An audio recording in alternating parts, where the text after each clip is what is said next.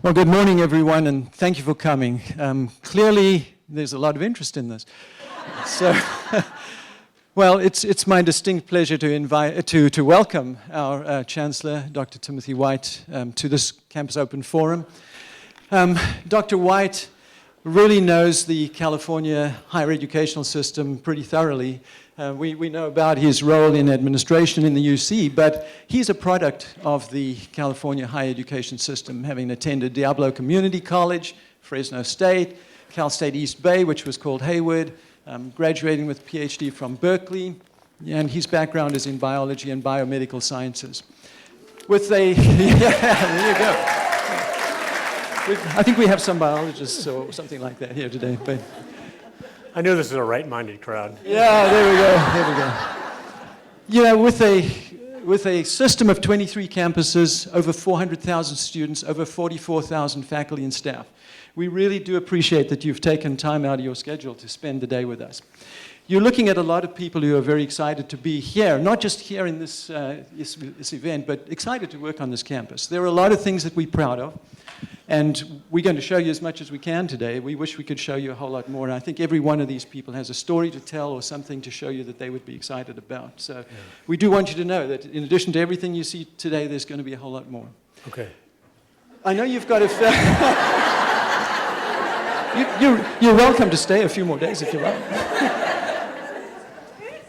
I know you have a few comments for us, and then we're certainly going to have an opportunity to interact with folks. Thank you so much for Thank you. Yeah, appreciate it. Thank you very much, and thanks for carving time out of your day to join here. We arrived last night and started early this morning, and it's my 20th campus of the 23.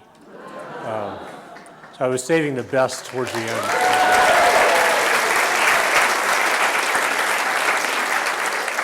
You know, and I got this really sweet, I can't say sweet, that's probably,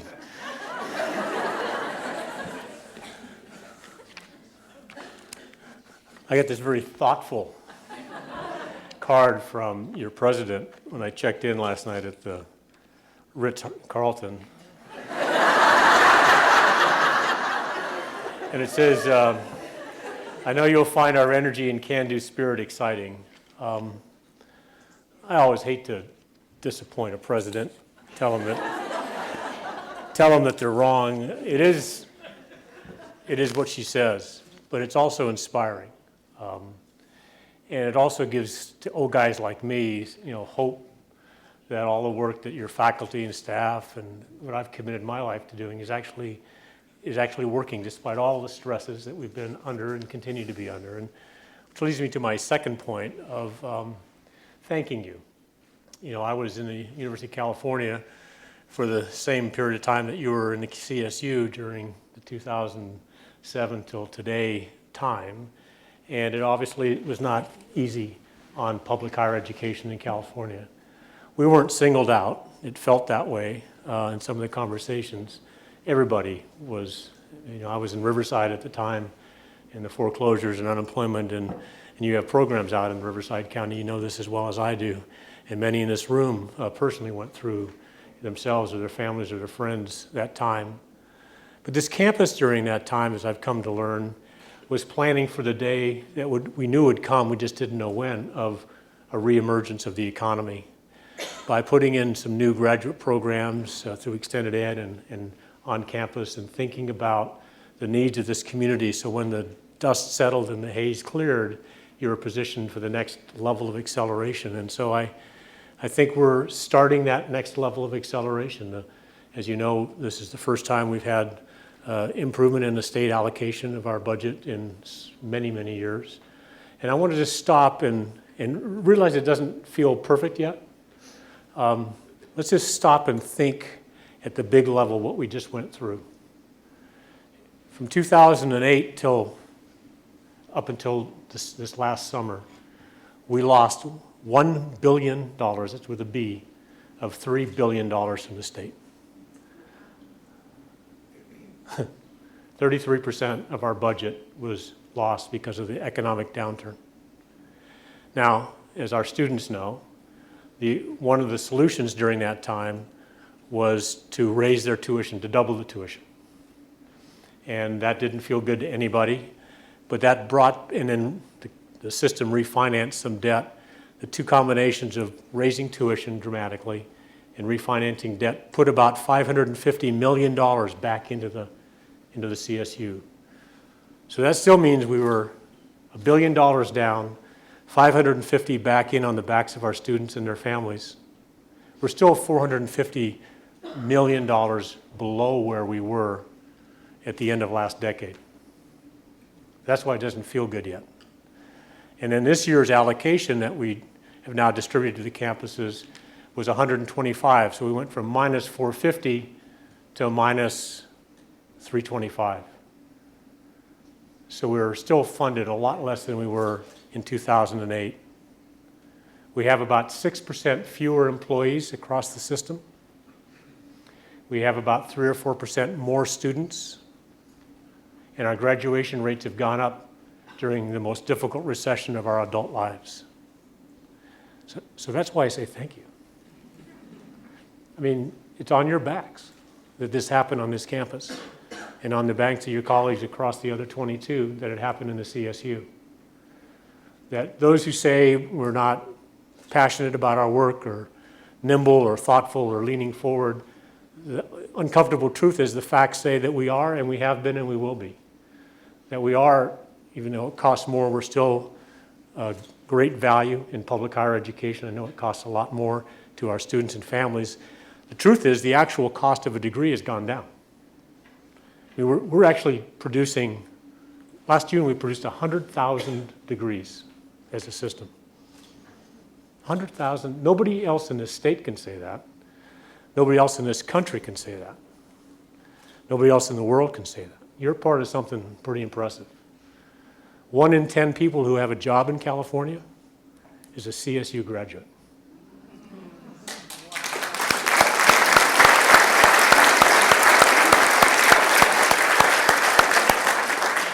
So while we often in our lives, get down in the day-to-day of what we're doing, realize with pride that you're part of a passionate group of students, faculty, and staff who've weathered an enormous economic downturn, both personally and professionally. And yet we're strong and vibrant and looking forward. And this campus has clearly got all the energy going up. I had a chance, and then we'll just open it up to whatever you want to talk about. I had a chance to visit a few things this morning. I learned to actually talk to students who go out into the school districts and help recruit the next generation of the bright and the beautiful, they just don't know it yet, to be your students. The outreach, particularly to communities that are underserved, and they're underserved for really not their own fault as students. It's either sort of careers their parents have or don't have, the zip code they live in, or the quality of the public schools they're in. They have all the intellect in the world. They just need that spark to be lit. And you're out there reaching out to them and say, hey, come here. And we'll challenge the bejeebers out of you, but we'll also make you successful if you stick with us. I like that. I went to the digital history lab and found out something about a Riverside medical history that I didn't know, so I'm going to connect that student with the new dean of medicine at my old campus, UCR. I got a chance to meet 2 methamphetamine injected rats.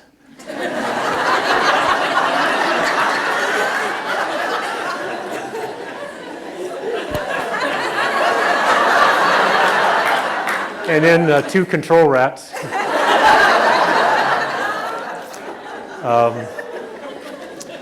I vortexed some samples of spleen cells and ran them through a flow cytometer, much to the amazement that I know how to vortex. I had on a lab suit and purple gloves.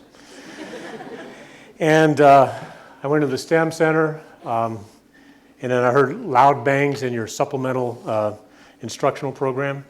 I met several students there, a couple that don't have a sense of humor, and I want to actually talk to you about this.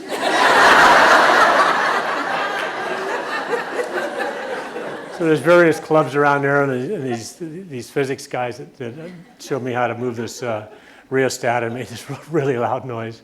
And these guys just have this little smile. You just know that physics kind of look on some people.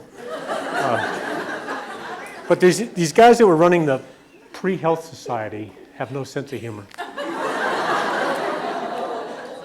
I said, so why don't you call yourself the sickness society? Think about it, pre-health. See, you don't have a sense of humor either.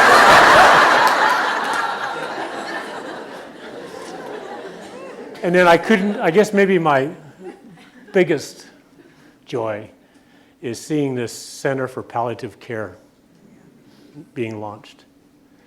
Talk about a program that's going to provide such powerful support to our communities, not only regionally, but as it expands with ideas up in San Francisco and elsewhere, to really create a way in which we get better at the end-of-life time that each of us and all of us will experience. So I hope you get it right in about 15 years, because I'm going to be Jim, I'll be a student in it. So anyhow, let me stop there and say thanks for the welcome, and let's talk about anything you'd like that I might have some insights into that would be important for you. We have, I think, until noon. Yes.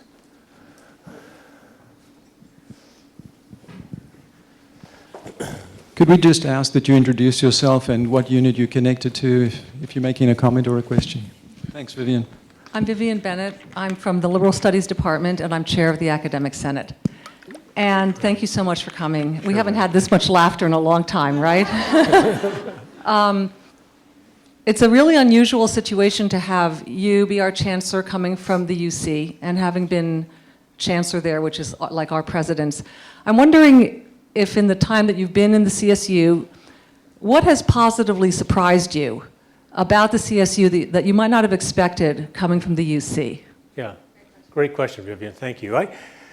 You're right, I am a sort of a UC rat. I mean, I did my graduate work there, and then I was on the faculty at Berkeley for almost 6 years, and then came back in the campus role in Riverside.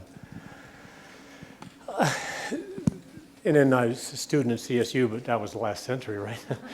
But I did send one of my kids who graduated in 2011 to the East Bay campus, and now he's fully employed in San Rafael, so I know the system works. Making films on roller coasters, but you know, it's still.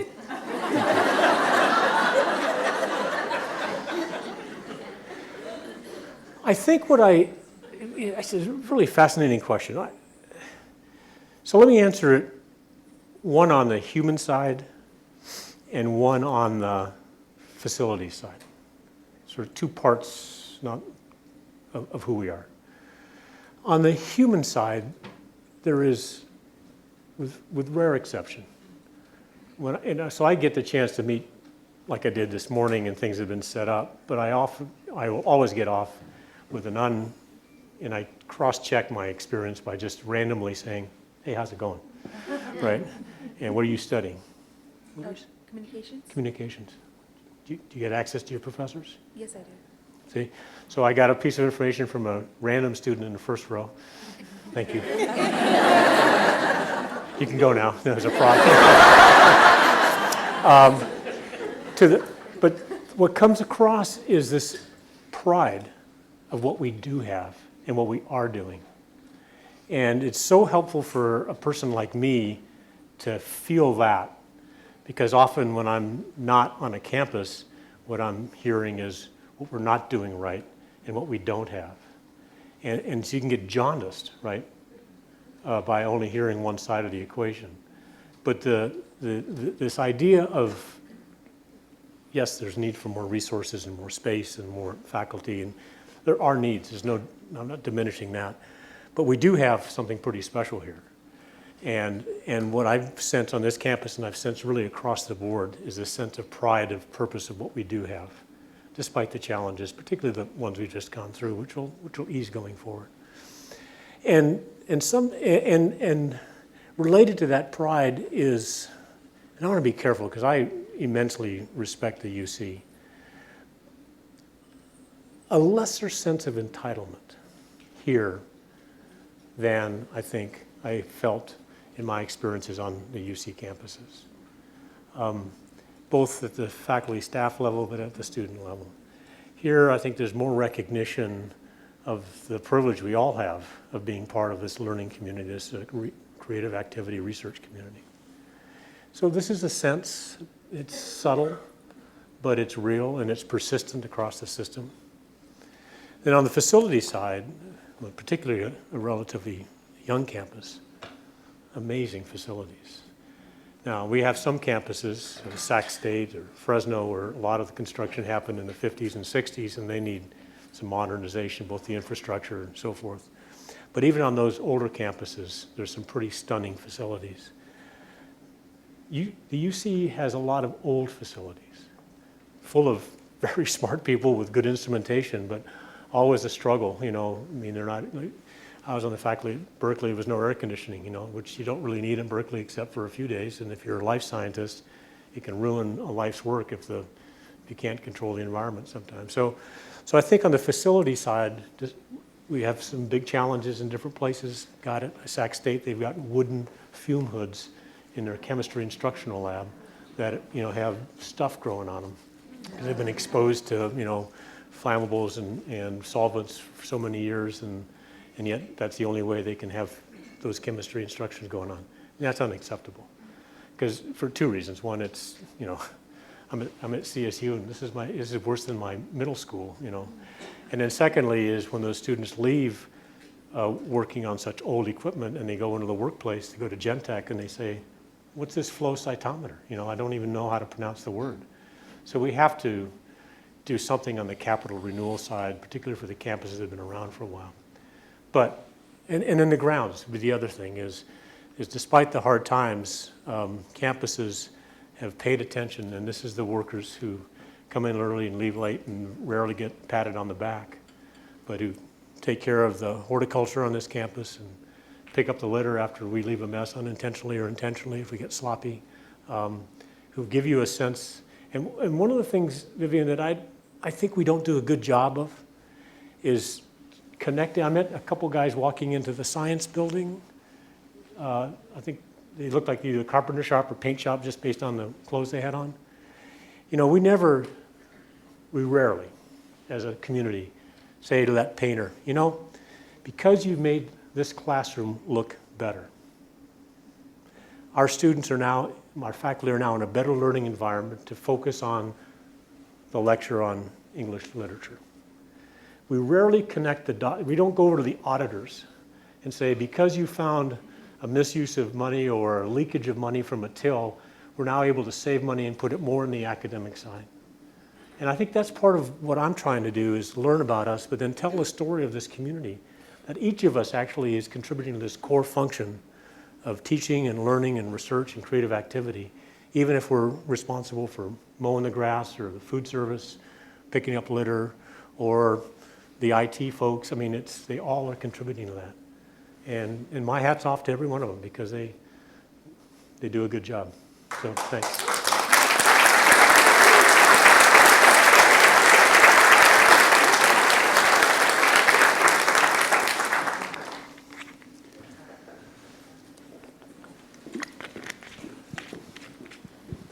Speaking of IT, my name is Candy Halstead, and I run the help desks here, student tech and faculty staff help desks. Well, you better get over there, because I'm sure Nobody get on Wi-Fi today. I'm sure the line is getting long. So my question is undercover boss related. Do you intend to reprise that role? And what are you going to be wearing?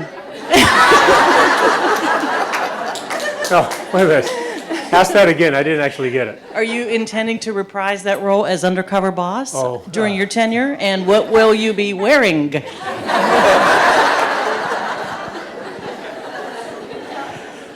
You know, so that undercover boss thing was interesting. And I don't know whether to be proud of this or not. But the Oprah channel just bought rights to the show. I'm on Oprah.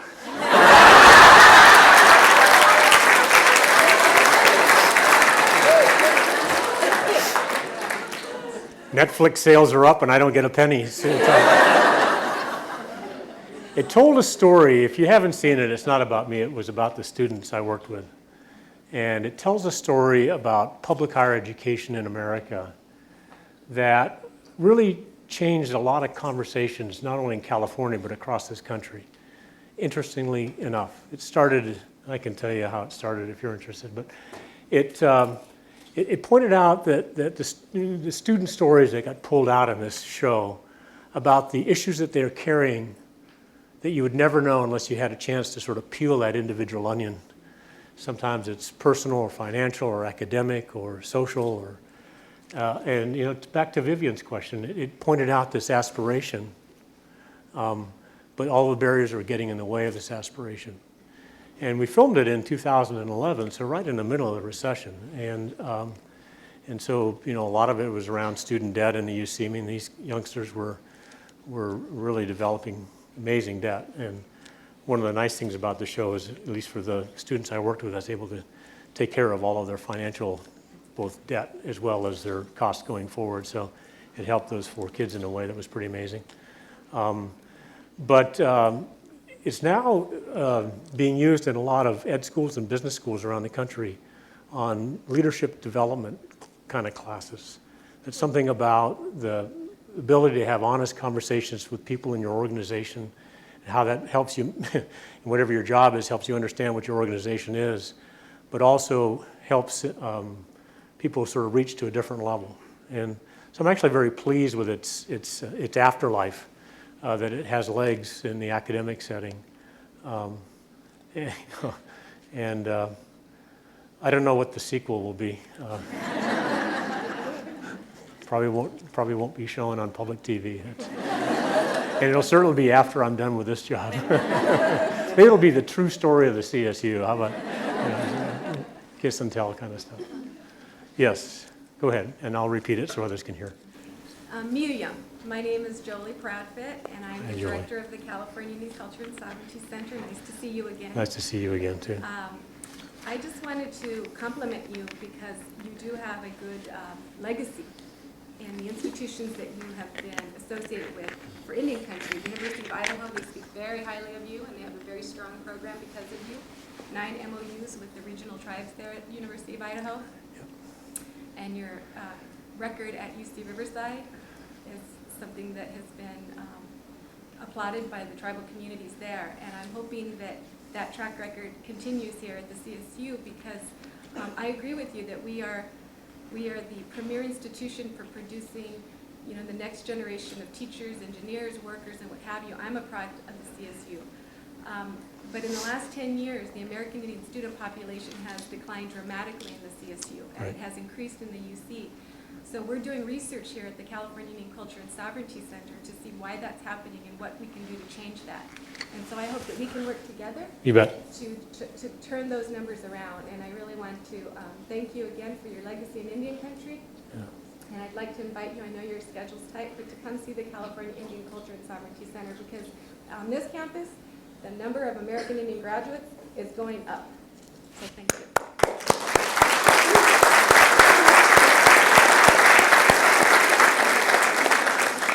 Well, I'm on your side, and when you discover what's causing the migrations, I mean, the good news is Native American students are getting access to public higher education or private. All right. Don't screw it up.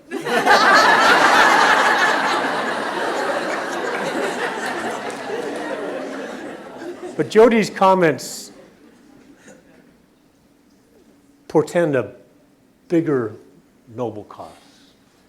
You know, for California to succeed and for the nation to succeed in the global set of forces, we have to have every people's succeed. And I said this once, and I used the words far right of the bell-shaped curve. It's not a perfect bell shape, I got that. And then I was told that far right has probably got political overtones. So I'll try and say it a different way here. The 5 or 7% that are on the right side of the distribution of people have always and will always find a way to be successful. But we can't freight the hope of our communities only on the backs of those who for reasons of their own doing and the doing of those that preceded them, of privilege, can carry all of us. It has to be this whole curve with an opportunity to go up. And that then you start disaggregating into what makes up that whole curve. It's mutts like me, it's Native Americans, it's Latinos, it's African Americans, it's transgender students, it's old, it's young, it's poor, it's rich. And we got our job in public higher education, I think, is to make that whole curve go up. And sort of have the philosophy that I do, that anybody with the intellect and the willingness to do the work can earn a degree at CSU. It's as simple and as difficult as that. So that's why some populations need a different level of outreach to be culturally relevant and sensitive, which then gets them in to achieve at this high bar. And I think about what it takes to graduate from CSU in any given field, and we'll just call it here. And if you come in, what's an affluent high school that feeds San Marcos? Give me a name. San Marcos High School. San Marcos High School. Is that where you came from? Okay, what's your name? Joseph. Are you bright? Okay. So Joseph comes in here from San Marcos High School, and during his time at CSU San Marcos, his rate of growth is this. Is that fair? You came in here, and when you leave, so look at that slope. Now let's pick somebody who comes from a poor community or a poor high school or a family structure that didn't allow that person to ever experience going to the library, let alone traveling to the coast or doing a science club or being part of Girl Scouts. All the same brightness as this guy. But they come in here. And so that person's journey is this. Your journey, this journey. And so our job, because so many of our students are on the steeper slope because of circumstances that preceded their time here, is how do we keep the goggles on, the shoes tied, right, the hair out of the eyes, when their rate of change is this versus this. And that's where these centers of supplemental instruction and the STEM center and advising by faculty and professional staff and the food worker who says, how's it going? Oh, I got a chemistry exam. Oh, you'll do great. Come tell me tomorrow how you did. All of that stuff helps each of us sort of fight our way up our curve. But if we don't recognize that rate of change sometimes is overwhelming, and that we're going to have students who stub their toes or need a little extra love or a little extra, or hey, let's try it again, but think about it this way, then we're not going to raise that large curve. And that's what I kind of see as my horizon of what we need to do across this wonderful system that creates such amazing numbers across the state. And it sort of keeps me very motivated. So thanks, Jody. Your question, bigger issue.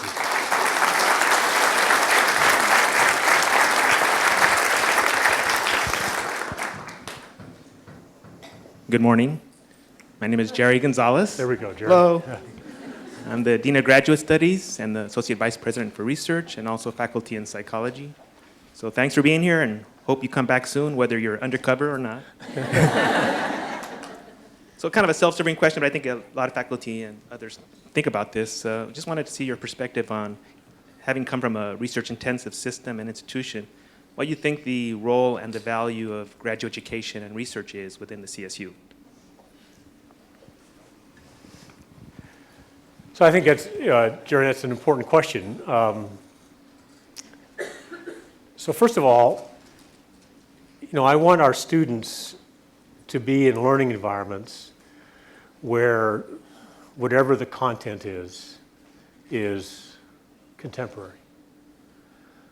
So if you're in a place where nobody's doing research, you may have stunningly fabulous teachers, but their level of knowledge comes from what they've read, which, depending on the field, experiment or the creative activity occurs, and then it goes through peer review, and it appears in a journal, and then 5 or 10 people come to similar conclusions around something, it appears in a textbook or an online website on some piece of information. And that pipeline, especially in fields that are changing rapidly, then means that the traditional way without a research environment is our students are getting stuff that's 7 or 8 years old. Maybe beautifully delivered. And some fields, algebra, basic algebra, probably hasn't changed much, right? But so many fields are either changing dramatically or the insights, even on things around Latino culture. I mean, our understanding of Native American issues or water issues as we gain perspective on what happened at the Salton Sea. I mean, I think, you start bringing in different overlays to the knowledge, even though the issues haven't changed, the knowledge about those issues have changed. So one part of the answer is you need to have a campus that has sufficient faculty engaged in that creative enterprise to infuse that level of contemporary newness and also to our students. Point 2 is I want our research to be integrated with our students in their learning. Again, it goes back to the semi-bell-shaped curve issue, is we want to make sure that our students, and I met several today, who are in there wearing white lab coats and purple gloves or playing with mice that have been infused with drugs, et cetera, to be part of the research program so that they may find, this is really interesting, or man, this really sucks. I'm going to go in some other direction. So it helps shape a future for a student.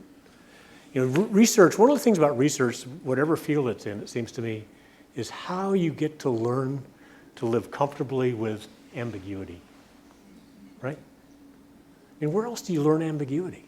What does this mean? And I think to expose our students to that with a faculty member in a laboratory or a seminar or honors program in various fields helps them become more successful when they leave us to whatever's next. So if you can't manage ambiguity, you're going to have a tough time going into a 9-to-5 job somewhere because there's a lot of ambiguity out in the world these days. And finally, I think it's the type of faculty that we will both recruit and retain are going to be more passionate and committed to the enterprise as well as their field. And I know there's a big national debate about, am I committed to Cal State San Marcos or am I committed to history? And oftentimes history is the place we identify if you're a historian. But I think my experiences from the UC is the best among us actually get committed not only to your discipline but to the place and become part of the fabric of the institution. And their career can do this, and their students can do this, and then they become the elders, if you will, of the tribe to provide the wisdom beyond the academic content to help the entry-level faculty learn what it means to be a fully committed academic to the enterprise and to the students and to the shared governance and to the whole way in which we function when we're at our best. So long answer is it's vital. I do recognize the lane difference between the UCs and the CSUs, and that master plan is tattered and as underfunded as it is still a sound sort of framework for a state. So we're not going to turn right and become a primary basic science research. But I think the application, the applied research to understanding regional cultural issues, regional biotech issues, regional agricultural issues, focused on directed research. I don't like the word applied. I like the word directed because it's directed to a societal issue. Really makes a lot of sense for me and doesn't get us sideways with sort of that master plan of mission. I don't know if that's helpful. It's kind of where I sit. We have time for one more question, so this will be it. Oh, we can go to noon, can't we? Yeah. Is this campus 12 to 50? What's the hour here? 12 to 50? 12:50. Okay. Or 11:50 in this case. Yeah, got it. Yeah, I was hoping to end on a different question than mine. But, Yeah, we may need an upside question. yeah. Well, so I apologize beforehand. I'm Regina Frosca, Director of Risk Management and Safety. We're doing a re-engineering of risk management right now in our office. So I was really, knowing where you come from, I was very curious of, and touching various people's risk appetites lately. I was very curious of what your philosophy of risk management was. It's totally loaded, totally self-serving, and my interest is to get a quote.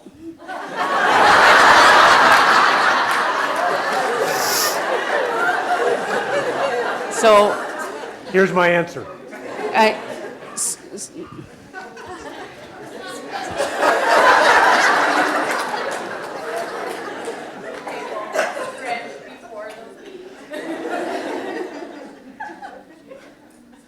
Lean forward. The key in your question is the word management. Never reckless. Never reckless. But there are times when a risk is worthy to take. Bravo. Right?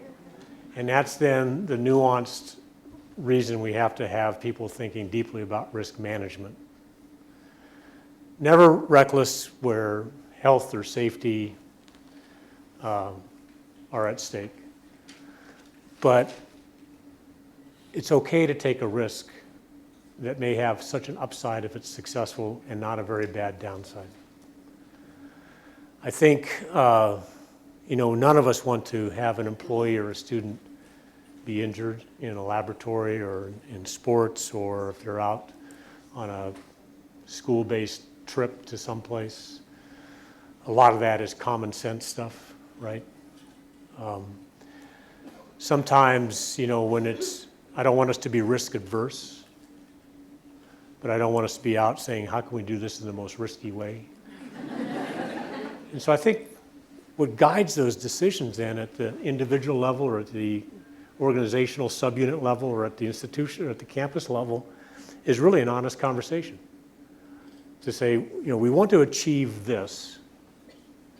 How do we get our students, I don't know, I'm trying to think of a way. How do we get our students, do you have a firefighting program? No, let's use that one then. So well, it actually would make the point. How do we get students exposed to what it means to be a fire science professional without sticking them out in the middle of a forest fire? And a risk-adverse academic community would say, well, we'll do that virtually. We'll get somebody else, a forester, go out there with a GoPro, come back, and then our students can experience it, but can't actually be in the flames. Well, then they get the job, and then they're in a fire. They go, right? So let's just use that as the metaphor, is how do we make sure we can get our staff and our faculty and our students in the right environments to experience what is relevant for their learning without being reckless and putting them in harm's way. But let's also have common sense and reevaluate. If sometimes we can get rules in the way that just create so many hurdles, people will walk away from it. I don't know if I give you lots of quotes. Thank you very much. Yeah, but if you need the visual.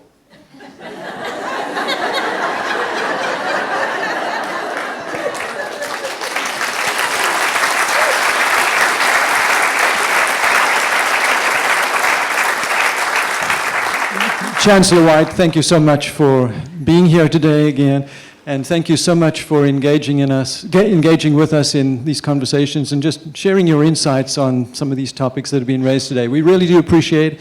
We hope that you will enjoy the rest of your visit here today, but also that we will be able to have further opportunities, many of us, to just show you our enthusiasm and our pride for what we're doing. Thank you so much. Okay, thank you.